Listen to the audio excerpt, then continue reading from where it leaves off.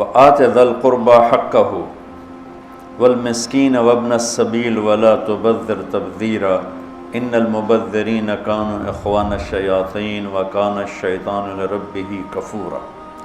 سخاوت کا باب آ گیا پھر کہ مسکین کو، ضرورت مند کو، حاجت مند کو خرچ کرو۔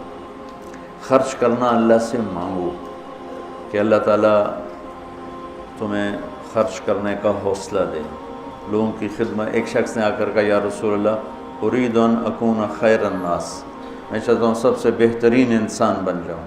تو آپ نے فرمایا کن نافعا للناس تکن خیر الناس، لوگوں کو نفع پہنچایا کر، لوگوں کی خدمت کیا کر، تو سب سے بہترین انسان بن جائے گا، سب سے اعلیٰ درجے کا انسان بن جائے گا۔ جو میں نے کل کے پرسوں بیان کیا تھا کہ انہیں کل ہی شاید کہ ہر مسلمان کے ذمے صدقہ ہے۔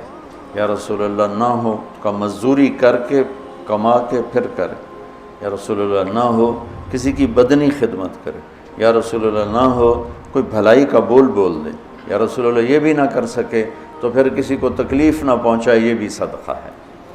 صدقہ اتنا ضروری ہے۔ اللہ تعالیٰ نے کسی کو فقیر بنایا، کسی کو مالدار بنایا، کسی کو متوسط رکھا، کسی کو بہت زیادہ۔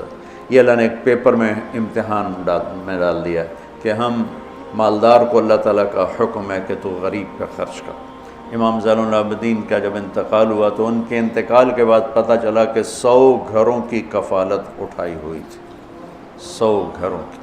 جب ان کو غسل دے رہے تھے تو ان کی کمر پہ مزدوروں کی بوریاں اٹھانے کے نشان تھے۔ تو یہ عقدہ حل نہ ہوا کہ یہ تو شہزادے تھے دین و دنیا کے، تو ان کی کمر پر بوری اٹھانے کے نشان کیوں ہیں؟ تو پھر آہستہ آہستہ پتہ چلا کہ 100 گھروں میں روزانہ رات کو چپکے سے اٹھتے اور راشن کی بوریاں خود اٹھاتے، حالانکہ اتنے ان کے غلام تھے، راشن کی بوریاں خود اٹھاتے اور جا کے ان کے گھروں میں پھینک کے آ جاتے۔ کسی کو ان کی موت تک پتہ نہیں چلا کہ ہمیں راشن دینے والا ہے کون۔ ہم تو 5 روپے کا صدقہ دے کے 100 روپے کا فوٹو کھنچاتے ہیں، ذرا فوٹو لگی میں 5 روپے یہ دیندہ پہ۔ تو میرے اللہ کو یہ صفت پسند ہے، آت ذا القربى حقہ والمسکین وابن السبیل ولا تبذر تبذیرا۔ ہاں بے جا خرچ نہ کرو، فضول خرچ نہ کرو کہ اللہ تعالیٰ کا یہ مال میرے پاس نعمت ہے اور یہ میرے پاس امانت ہے، مجھے اس کا حساب دینا ہے۔ اور حساب دینے کے لیے صرف یہ نہیں کہ رزق کے حلال کمانا ہے، حلال کما کے پھر خرچ کیسے کرنا ہے اس کا بھی حساب ہوگا۔ 5 کروڑ کی گھڑی، کیا ظلم و ستم ہے! 5 کروڑ کی گھڑی کیا ہے؟ اس پہ ہیرے لگا دیے۔ گھڑی تو عام ہے لیکن اس پہ ہیرے لگا دیے ہیں، سونے کا پانی چڑھا دیا ہے، اور وہ 5 کروڑ ایک آدمی کلائی پہ باندھ کے چل رہا اس ملک میں جس میں لاکھوں بچے بھوکے سوتے، کروڑوں بچے بھوکے سوتے، پینے کا پانی کوئی نہیں، کھانے کو روٹی کوئی نہیں، اور مالدار کی گھڑی پہ 5 کروڑ کی کلائی پہ 5 کروڑ کی گھڑی بندھی ہوئی ہوتی۔ اور ایک کھانے پر ایک جگہ کھانا تھا تو ایک لڑکا ہمارے پاس پڑھتا رہا تھا، وہ بھی ساتھ تھا، میں نے اس کو ساتھ رکھا ہوا تھا۔ تو میں نے دیکھا ایک طرح بیٹھا رو رہا تھا، تو میں نے اس سے پوچھا کیوں رو رہے ہو، کیا ہوا، خیریت؟ کہا جی بس اپنے بے بسی پہ رونا آ گیا کہ یہ جو ایک وقت کا یہ کھانے پہ جو خرچہ مجھے نظر آ رہا ہے، اس پر میرے جیسے غریب کا پورا مہینہ گزر جاتا ہے، لیکن ہمیں تو چٹنی روٹی بھی نصیب کوئی نہیں ہے گھر میں۔ تو اس وقت اتنا مالدار لوگ خرچ کر رہے ہیں، لیکن اتنا فضول جگہ، اتنی غلط جگہ، فضولیات پر، نافرمانی میں جو خرچ ہوتا ہے وہ اللہ کو ناپسند ہے۔ اطاعت اور فرمان برداری کا خرچ اللہ کے ہاں پسندیدہ ہے، اس کی واپسی بھی ہے۔ تو اللہ تعالیٰ فرماتے ہیں خرچ کرو لیکن نافرمانی میں خرچ نہ کرو۔ وَإِمَّا تُعْرِضَنَّ عَنْهُمُ ابْتِغَاءَ رَحْمَةٍ مِّن رَّبِّكَ تَرْجُوهَا فَقُل لَّهُمْ قَوْلًا مَّيْسُورًا۔ اب آپ کے پاس تو کبھی ہوتا ہی نہیں تھا، لوگ آپ سے آ کے مانگتے تھے، تو اللہ تعالیٰ کتنی رعایت کر رہا ہے مانگنے والوں کی، فقیروں کی۔ اللہ فرما رہا ہے کہ میرے نبی جب آپ کے پاس نہ ہونا اور آپ نے انکار کرنا ہو تو سختی سے انکار نہیں کرنا، پیار سے انکار کرنا۔ ہوئے ہوئے شکر اللہ کا ہم بھی خرچ کرتے ہیں، لیکن جب بہت زیادہ ہو جائے تو پھر ہم ڈانٹنا شروع کر دیتے ہیں۔ اور میرا اپنا حال یہ ہے کہ میں جب گاؤں جاتا ہوں تو اتنے سائل اکٹھے ہو رہے ہوتے ہیں کہ میرے سر میں درد ہو جاتا ہے۔ غربت زیادہ ہے، دینے والے تھوڑے ہیں، یا تو سارے مالدار اللہ کے نام پہ خرچ کریں، پھر تو پورے ملک کی غربت مٹ جائے گی، لیکن اکثر مالدار لوگ بخیل ہیں، وہ نہیں خرچ کرتے، اور اس سے بھی اگلی بات شحیح ہیں، اپنے اوپر بھی خرچ نہیں کرتے۔ تو پھر ایک آدمی کیسے سب پر پورا اتر سکتا ہے؟ تو اللہ تعالیٰ فرما رہا ہے اگر تیرے پاس نہیں ہے تو بدتمیز نہ ہونا۔ سبحان اللہ، میٹھا بول بول کے معافی مانگنا، میٹھا بول بول کے معذرت، یہ چلے جاؤ، روز آ جاتے ہو، منہ اٹھا کے آ جاتے ہو، میں کہاں تک تمہیں دوں، یہ اللہ کو ناپسند۔ اما السائل فلا تنہر۔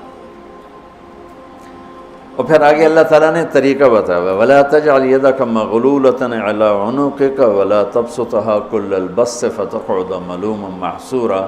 میرے نبی آپ خرچ کریں لیکن کچھ اپنے لیے بچا کے رکھیں۔ یہ کیا خوبصورت دین ہے، کیا خوبصورت طریقہ ہے زندگی ہے کہ میرے نبی آپ، یہ کیا ہوا کہ نماز کا آپ نے کرتا پہنا ہوا تھا، تو ایک صحابی کہنے لگے انصاری یا رسول اللہ یہ کرتا آپ مجھے عنایت فرما دیں، اور آپ کے پاس اس وقت وہی کرتا تھا اور کچھ بھی نہیں تھا، تہمد اور کرتا آپ نے اتار کے دے دیا اور خود اندر چلے گئے، نماز کا ٹائم آ گیا اور کپڑا ہی کوئی نہیں نماز پڑھانے کے لیے۔ تو صحابہ نے اس آدمی کو لان تان کیا کہ یہ تم نے کیا کیا ہے، اللہ کے نبی کے پاس ایک ہی کرتا تھا وہ تم نے ایسے لے لیا۔ تو وہ کہنے لگے اللہ کی قسم کسی لالچ میں نہیں لیا، میں نے اس لیے لیا کہ اللہ کے نبی کے بدن کو اس کرتے نے چھوا ہے، میں اسے مرتے ہوئے اپنا کفن بناؤں۔ لیکن اللہ تعالیٰ نے اچھا اب نماز کا وقت آ گیا، کپڑا ہی کوئی نہیں، تو آپ نے ایک انصاری عورت کو پیغام بھیجا، اس نے ایک چادر بھیجی، آپ نے چادر اوپر لپیٹ کر، نیچے تہمد اوپر چادر لپیٹ کر آپ نے نماز پڑھائی۔ تو پھر یہ آیات آئیں کہ میرے نبی آپ خرچ بھی کریں اور کچھ روک کر بھی رکھیں، خرچ بھی کریں کچھ روک کر بھی رکھیں۔ اچھا ایک اور بڑا تصور پایا جاتا ہے کہ اپنے بچوں پر، بیوی پر خرچ کرنے کو لوگ اللہ کے راستے کا خرچ نہیں سمجھتے، حالانکہ فَابْدَأْ بِمَنْ تَعُولُ، جن پر خرچ کرنا میرے ذمے ہے ان پہ خرچ سب سے زیادہ اجر ہے اور سب سے زیادہ اس کا ثواب ہے، اور اپنے بیوی بچوں پر خرچ کرنا بھی صدقہ ہے اور سب سے اعلیٰ درجے کا صدقہ۔ چند دن پہلے میں نے حدیث سنائی تھی، آپ نے فرمایا کہ میں تمہیں سب سے بڑے درجے کا صدقہ بتاؤں؟ ان کا جی کیا؟ کہ جس کی بیٹی کو طلاق ہو جائے جو اس پہ خرچ کرے گا وہ سب سے بڑا صدقہ ہے، کیونکہ جب بچی واپس آ جاتی ہے تو بھائی بھی کہتے ہیں کہ مصیبت ہے ساڑھے سر پہ آ گئی، حتیٰ کہ ماں باپ تنگ پڑ جاتے ہیں کہ ہم کہاں، اس لیے تو وہ بچیوں پہ ظلم کرتے ہیں، نہیں گزارا کر، نہیں گزارا کر، نہیں گزارا کر، وہ روز مار کھاتی ہے، روز ذلیل ہوتی ہے، اور ماں باپ میں اتنی ہمت نہیں کہ طلاق لے لیں اور اس کی جان بچا لیں۔ وہ ایسے درندوں سے جنہیں زندگی گزارنے کا طریقہ ہی نہیں معلوم، وہ جو وحشی لوگ ہیں، تو اس ڈر سے کہ پھر اس کی شادی کہاں ہوگی، وہ بیچارے ماں باپ اسی کو چکی میں پیستے رہتے ہیں۔ تو میرے نبی نے فرمایا جس کی بچی کو طلاق ہوگی وہ گھر آ گئی، الابنۃ المردودہ، اس پر خرچ کرنا سب سے بڑا صدقہ ہے۔ پھر آپ نے فرمایا میں تمہیں جہاد میں خرچ کرنے سے بڑے اجر کا خرچ بتاؤں؟ جہاد میں وہ 700,000 ضعف ہو جاتا ہے، 1 درہم 7 لاکھ درہم صدقہ کرنے کے برابر ہو جاتا ہے، مشکوٰۃ شریف میں معاذ بن جبل کی حدیث ہے۔ اور میرے نبی فرما رہے ہیں میں تمہیں جہاد فی سبیل اللہ میں خرچ کرنے سے بڑا صدقہ بتاؤں؟ کہا جی وہ کیا ہے؟ 1 پہ 7 لاکھ ملتے ہیں، اس سے اوپر کون سا ہے؟ فرمایا اولاد کا ماں باپ پہ خرچ کرنا جہاد فی سبیل اللہ سے بڑا خرچ، بڑا خرچ۔ تو اپنوں کو دینا، اپنوں پہ خرچ کرنا، اپنی اولاد پہ، بیوی پر، بچوں پر، اللہ نے رزق دیا ہو اور زکوٰۃ دینے کے بعد کوئی وسعت سے اپنے اوپر خرچ کرے، منع نہیں ہے۔ زکوٰۃ کے بعد اللہ ترغیب دیتا ہے کہ دو۔ زکوٰۃ دینے سے تو آدمی سخیوں بخیلوں سے نکل جاتا ہے، سخیوں میں آتا نہیں ہے۔ سخیوں میں آنے کے لیے زکوٰۃ سے اوپر خرچ کرنا پڑتا ہے، لیکن بہرحال اس پر بخل کا ٹھپا نہیں لگ سکتا۔ پھر جتنا زیادہ دیتا جائے گا اتنا اللہ تعالیٰ اس کو بڑھاتا جائے گا، اور اتنا وہ بڑے سے بڑا سخی بنتا چلا جائے گا۔ تو زکوٰۃ دینے کے بعد اپنے بچوں پہ اپنی حیثیت کے مطابق خرچ کرنا، یہ میرے اللہ کو پسند ہے۔ اللہ نے اس کو ترغیب دی ہے رشتہ داروں پہ۔ اب ہم تو مولویوں نے صرف مدرسوں کو ہی کہ بھائی چندہ مدرسے کو، زکوٰۃ مدرسے کو، سب سے زیادہ حقدار مدرسہ۔ اچھا میں اپنے پاؤں پہ کلاڑی مار رہا ہوں، پر تمہیں صحیح کہہ بتانے لگا ہوں۔ سب سے حقدار غریب رشتہ دار ہے، مدرسہ نہیں۔ سب سے زیادہ میرے زکوٰۃ کا حقدار میرا غریب رشتہ دار ہے۔ مدارس بھی ہیں لیکن یہ بہت بعد میں آتے ہیں۔ مدارس کے لیے امت کے ذمہ ہے کہ انہیں زکوٰۃ پہ نہ چلائے، انہیں ہدایہ پہ چلائے، انہیں ہدیہ پہ چلائے۔ لیکن پیسہ بخیلوں کے پاس ہے، وہ زکوٰۃ نہیں دیتے، ہدیہ کتوں دیں؟